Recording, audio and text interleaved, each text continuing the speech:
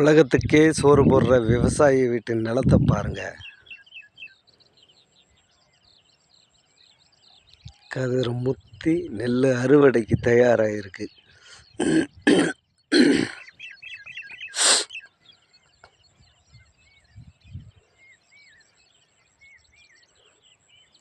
இது இன்னும் ஒரு 10-15 நாள் ஆகும்.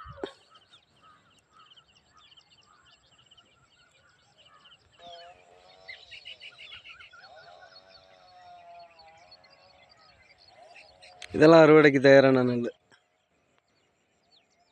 பாருங்க. கண்ணுக்கு ஏற்ற தூரம் வரையும் எங்கள் பக்கத்தில் விவசாய நிலம்தான். நம்ம விவசாய நிலத்தை பார்ப்போமா வாங்க. நம்ம நிலம் எல்லாம் சாஞ்சி போச்சு. என்ன பண்ணுறதுன்னு தெரியல. மகசூல் எப்படி இருக்குன்னு தெரியலை. மாட்டுக்கு வைக்க வேணும். வைக்கலாவது ஒழுங்காக கிடைக்குமான்னு அதுவும் தெரியலை. சரி பார்ப்போம். இந்த வருஷம் ஆண்டவன் நமக்கு கொடுத்தது இவ்வளவு தான். சீக்கிரம் அறுத்துருக்கலாம். என்ன காரணம் கேட்டிங்கன்னா, இந்த பக்கம் பச்சை இருக்குது, அந்த பக்கம் பச்சை இருக்குது, அந்தண்ட பக்கமும் பச்சை இருக்குது. நடுகொண்டு நம்ம நல்லா மாட்டிக்கிடுச்சு. நல்லா விளைஞ்ச இடம். ஆனால் இந்த பக்கம் பச்சை இருக்குது. அதனால் இப்போ நம்ம இதெல்லாம் அறுத்த பிறகு தான் அறுக்கலாம். இல்லைன்னா மிஷின் வராது. அதனால தான் லேட்டு. இல்லைன்னா அறுத்துருக்கலாம். சரி பார்ப்போம் என்ன கிடைக்குதுன்னு. நீங்களும் விவசாயம் பண்ணுங்கள்.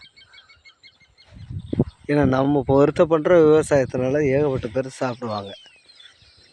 ஊருக்கே சோறு போடுறோமே. விவசாய நிலத்தில் லாபம் இல்லை தான், இருந்தாலும் நம்ம இதை செஞ்சே ஆகணும்.